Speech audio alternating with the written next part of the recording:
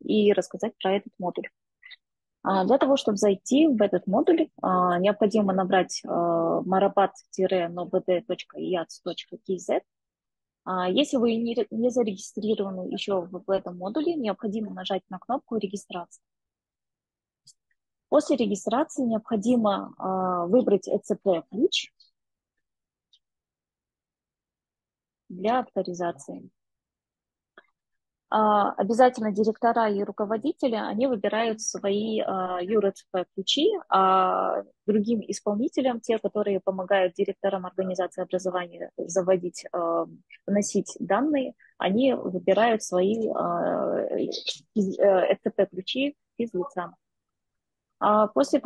И также критерий у этого модуля обязательно человек, преподаватель или директор должен быть в персонале НОБД. Необходимо в этом убедиться, потому что есть некоторые помощники, как разработчики, они в роли исполнителя, а некоторых нет в персонале. Пожалуйста, убедитесь, что есть в персонале, и можете регистрироваться. Система автоматически по вашему ECP-ключу узнает ваш ИИН и сразу же вытягивает данные с НОБД и узнает, в какой организации в какой организации вы числитесь. Сразу же, также после того, как вы введете ECP-ключ, у вас будут поля для заполнения пароля вашего, почты и также для того, чтобы вы выбрали свою роль. Необходимо выбрать директорам, это директор и тип организации. Это, например, директор среднего образования, директор дошкольного образования и так далее. Для исполнителей также будут свои роли. Для руководителей управления также предусмотрены роли сотрудник управления образованием и сотрудник отдела образования. Так, после того, как вы зарегистрировались, ваш логин, то есть имя пользователя, является ваш ИИН. Система автоматически вас уже записала в базу и зарегистрировала. Вам необходимо теперь только войти. То есть какой-либо регистрации со стороны администраторов ничего не требуется. Вы регистрируетесь также самостоятельно. Поэтому сейчас я покажу вход от директора организации. У меня есть своя учетная запись, пароль. Я буду вам показывать на тестовом модуле Marabat, где будут иметься тестовые данные. Вот я выбираю ECP свой ключ. Я уже зарегистрировалась. Захожу под роль директора. У меня здесь наверху будет сразу видно, сколько у меня активных мероприятий. Мероприятие это означает, что мероприятие по проведению отбора конкурса для присуждения той или иной награды. Объявляют эти мероприятия сотрудники госоргана. Вот я вам показываю, что у меня роль директора. Так как я числюсь в тестовом режиме в двух организациях, у меня здесь сразу высвечиваются две организации. Это школа-гимназия номер 10 и ясный сад. Так, для того, чтобы директора и исполнители организации образования могли внести данные, необходимо пройти отбор на награждение, выбрать ту организацию, в которой необходимо заполнить данные. Если организация не появляется, то необходимо нажать на кнопку «Обновить школы». У меня появилась другая школа-лицей, где я являюсь по совместительству педагогом. 88-я школа. В других организациях я являюсь директором. Теперь захожу в школу-гимназию. Я вижу здесь свой персонал. В случае, если директора не увидят свой персонал, будет здесь пусто, необходимо нажать на кнопку «Обновить список». Тогда данные будут подтягиваться сразу с НОБД и будут уже предзаполнены данными, которые уже есть в НОБД. Дополнительно дважды некоторые поля нет необходимости вводить. У меня сейчас тестовый обновляется. И также я вижу, что у меня здесь вот сразу же система показывает, что список обновился. Я вижу весь свой персонал, который имеется у меня. При необходимости можно увеличить количество, например, до 100. И тогда весь список будет отражен на одном листе. Или же можете с помощью этих стрелочек листать страницы. Каждые 10 человек, 10 пользователей, учителей точнее. Также здесь будут активны, первоначально у всех будут активны кнопки для редактирования данных. При редактировании вы можете загрузить, необходимо загрузить фото награждаемого лица. Это в формате JPEG или PNG. Здесь уже предзаполнены данные личные. Сразу выявляется, показывается с организацией образования. В третьем шаге это сведения о деятельности кандидата. Это вот стаж работы. Все здесь подтягивается с НОБД. Если при необходимости можете дополнить данные как дополнительная должность и дополнительный преподаваемый предмет. Также основной преподаваемый предмет. В четвертом шаге у нас заполняются сведения о дополнительных достижениях педагогов. Нажимаем на плюсик, выбираем тип мероприятия. Это районный, международный, областной, республиканский. Для примера я выберу что-нибудь. Также выбираются организаторы или организации. Можно выбрать также другие и указать вручную. Выбирается из списка наименований мероприятий и указывается, откуда участник, село или город. Номер реестра документа, номер протокола приказа, если вы знаете.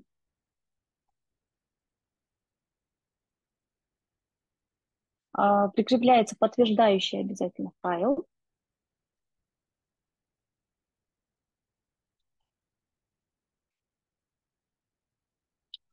Призовое место обязательно, это первое, второе или третье.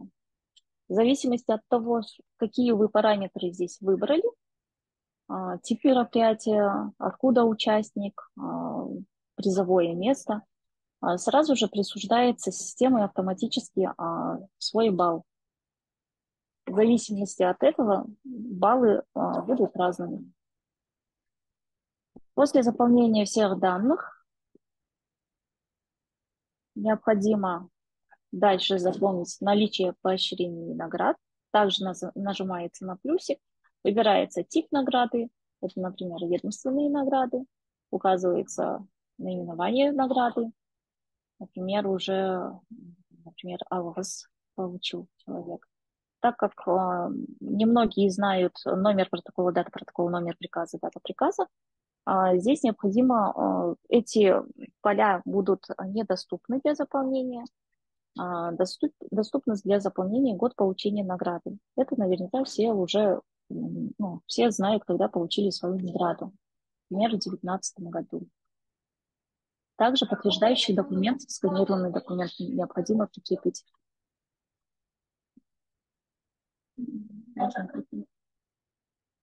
Далее, в шестом шаге необходимо заполнить сведения о подготовке обучающегося. Здесь выбирается также тип мероприятия. Обратите внимание, что за пятый шаг нет никаких баллов. Но это будет влиять на то, как сможете ли вы претендовать на какую-либо ту или иную награду. В шестом шаге уже присваиваются баллы в зависимости от того, что вы набрали, какие параметры указали. Здесь, например, тип мероприятия международный, можно указать участника, обучающегося, и если это было командное соревнование, можно сразу выбрать этот тип. Выбрать необходимо организатора, например, Республиканский научно-практический центр Дарвин. Выбирается город, село, призовое место и обязательно прикрепляется подтверждающий документ. Әріптестер, мына жерде сіздерге түсінікті болу үшін мен сіздерге айта кетейін. Қазір мына жерде айтып отқан шығарсыздар, көп толтыратын нәрсесі көп екен деп. Бұл енді пока модуль дұрыс жұмыс істеп кеткенге дейін осылай өздеріңіз выбирать етесіздер. Кейін уже бәрі система жан жақтан интеграция жасалынып жатыр ғой. Ол кезде системаға автоматом тартылатын болады. Сіздер фионы ғана жазасыздар, болды. И система өзі даже қандай наградаға, келесі наградаға барады поэтапно, соны өзі выбирать ететін болады в будущем. Қазір енді осылай бастаймыз сіздермен. Да, также после первого отбора уже будут все эти данные сохраняться и в последующем будут использоваться. То есть нет необходимости будет заново вам вводить. Если если есть несколько сведений о подготовке обучающегося, можно ее также дополнить, нажать на плюсик. Внизу появятся новые окошки для заполнения. При необходимости можете также удалить, нажав на кнопку, красную кнопку минуса. Так, далее здесь образцовое исполнение служебных обязанностей. Необходимо, вот у вас сразу подсказка выходит, эффективное и оперативное ведение обязанностей. Можете оценить от 1 до 5 баллов. Например, я оцениваю до 5. Отсутствие фактов привлечения к дисциплинарной ответственности за последние 2 года. Здесь у нас подсказка выходит, что необходимо оценить до 2 баллов. Нажимаем 2, даю себе баллы. Ой, точнее, педагогу. Здесь педагог, способствующий улучшению академической успеваемости, необходимо выбрать долю в процентном соотношении. В зависимости от этого также присваиваются баллы. Здесь необходимо заполнить только для руководителей. Обеспечение занятости учащихся в кружках, секциях в текущем году и также прохождение государственной аттестации. Также выбирается в процентном соотношении и присваиваются определенные баллы.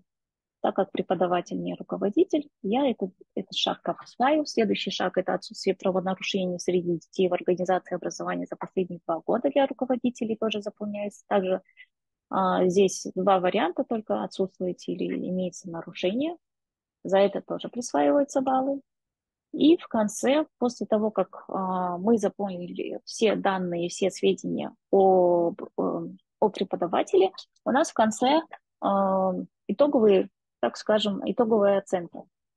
Я вижу, что итоговая оценка система сама уже оценила, присвоила всем баллы по тем сведениям, которые мы внесли. Итоговая оценка – это уже 30 баллов. После этого необходимо обязательно сохранить данные. После сохранения у вас форма будет успешно сохранена, и вот мы увидим, что балл здесь уже присвоился. Для всех педагогов необходимо заполнить их данные, все сведения по награждениям или их достижениям. Так как директору самому тяжело будет все заполнить, поэтому позволительно регистрироваться в этом модуле исполнителям, то есть помощникам директора, которые могут помочь заполнению.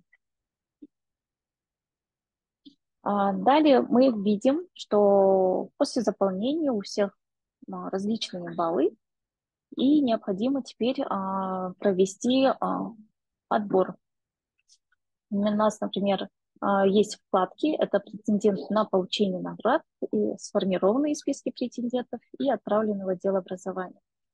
До этого я показывала, что есть мероприятие, которое создается сотрудником госоргана для того, чтобы вы прошли отбор.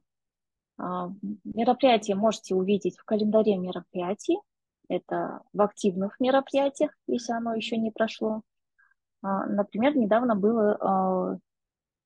Так, сейчас смотрю, какие есть мероприятия. Завершенные вот вижу. Также вижу пользователей, создавшие мероприятия. Итак, отбор на награждение. Теперь давайте проведем отбор по тем педагогам, которые у нас есть. Также хочу вам сказать, что при необходимости, если не хотите искать по всему листу какого-либо преподавателя, педагога, можно сразу ввести им или же ФИО, и система будет уже выдавать. Можно использовать поиск. Всех, кто подходит по параметрам поиска, система будет выдавать. Так, первая отмена. Для того, чтобы сделать отбор, необходимо выбрать вид награды поощрения. Например, мы выберем Алгос, и необходимо выбрать мероприятие, потому что мероприятия могут быть различные, активные. Здесь я вижу список активных мероприятий, которые мне доступны для того, чтобы сделать отбор. Так, например, юбилейная дата 0506. Так, нажимаю на кнопку «Применить».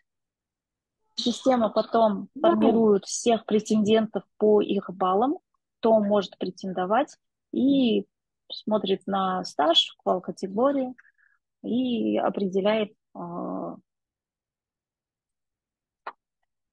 всех участников. Дальше нажимается кнопка «Сформировать отбор».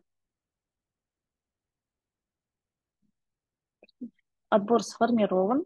Посмотрим, кто прошел по этому отбору. Выбираем также награду, мероприятие. Нажимаем на кнопку «Применить» и видим, что у нас прошел один участник. Обязательно в школах, в организациях, точнее в организациях образования отбор проходит только один участник. Одна награда на одном мероприятии проходит только один участник. Поэтому, если вы хотите кого-то поощрить и сделать отбор, то на различные награды один и тот же человек, педагог, не может пройти. То есть, если вы здесь выбрали Алвас, и этот педагог прошел, то для следующего вида награды в претендентах, например, для Курмет, даже, ну, не Курмет, а другой вид награды, этот человек уже не может пройти. Так, далее организация образования должны нажать на кнопку «Отправить в отдел образования» и подписать своим ЭЦП-ключом для подтверждения. Итак, отправленные в отдел образования. Я вижу, вот здесь вышел претендент.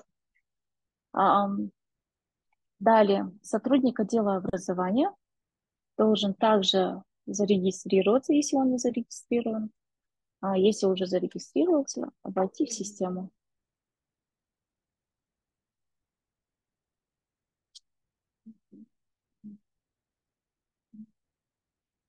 Так.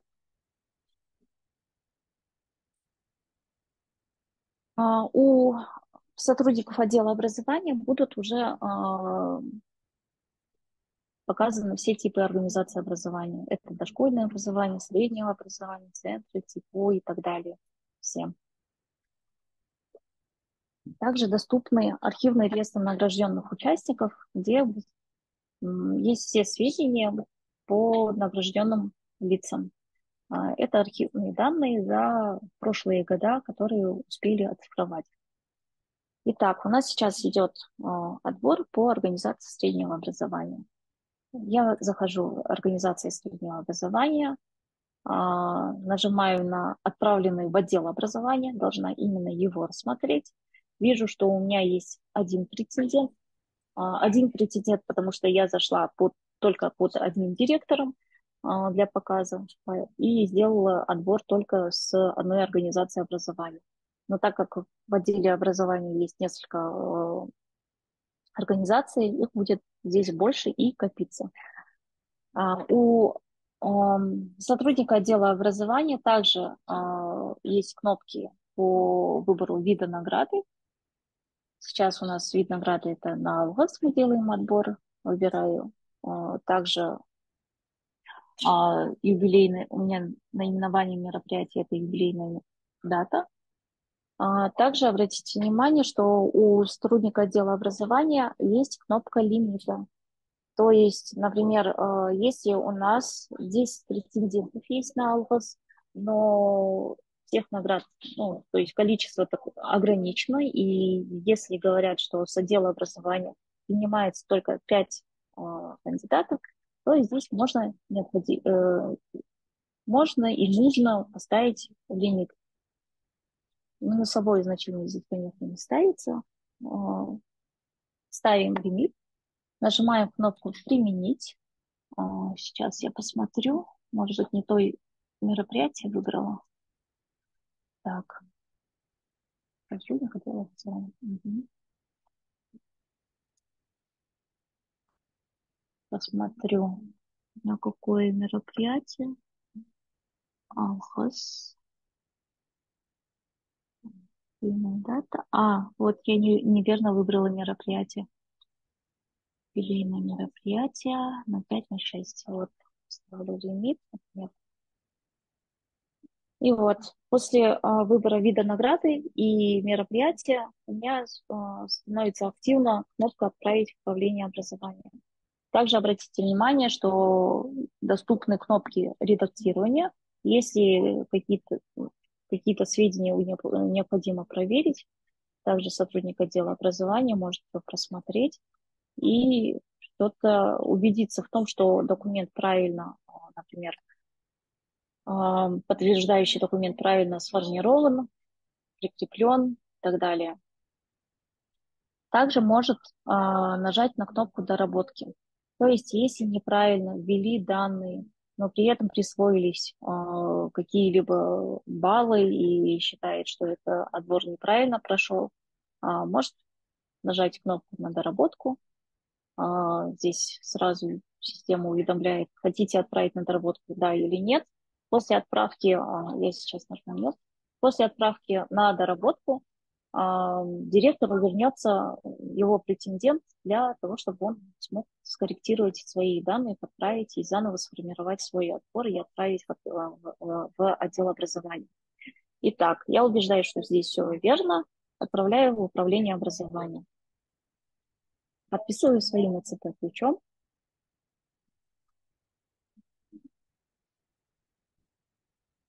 Система принимает как новый ЦП-ключ, так и до сих пор действующий старый. Итак, вижу, что в отделе образования уже есть претенденты, и они разные, и это на различные мероприятия. Далее захожу с учетки сотрудника управления образованием.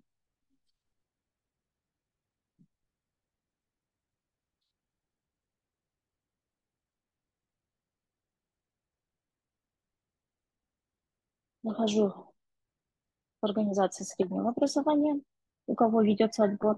Выбираю также вид награды, мероприятие. Так, вот это делали. И также у сотрудника управления образованием есть кнопки, есть дополнительное поле для внесения лимитов. Например, с различных отделов образования пришли там 20 человек, необходимо их отобрать только 10, тогда это поле очень актуально. Необходимо обязательно его проставлять, иначе система будет выдавать ошибку. После того, как мы сформировали свой отбор по виду награды и мероприятию, у меня здесь высвечивается претендент и активно становится кнопка «Направить в МПРК». Также обратите внимание, здесь можно сотруднику управления образования также отправить на доработку, посмотреть сведения, насколько заполнены реально корректно данные. Также есть кнопка по скачиванию у сотрудника управления образованием. Есть кнопка по скачиванию наградного листа. Это наградной лист не последний, это лишь предварительный вариант, который у всех формируется, у всех претендентов. Вот так формируются данные и подтягиваются все данные, те, которые были заполнены в модуле Марабат или же в SnowBB. Так, далее направляем в МПРК, подписываем своим ЦП-ключом. После подписания ЦП-ключом в наградном листе также будут присваиваться подпись руководителю, точнее сотрудника управления образования, который подписал и отправил в МПРК. На этом все. Дальше будут рассматривать сотрудники МПРК и будут выбирать среди претендентов, скольким дать награду, также выставлять лимит. И после завершения мероприятия все данные, которые были здесь и присудились, уйдут в архив.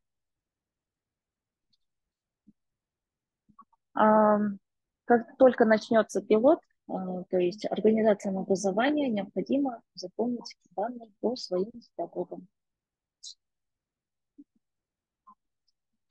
На этом все. Неля, можно еще покажите, пожалуйста, наградной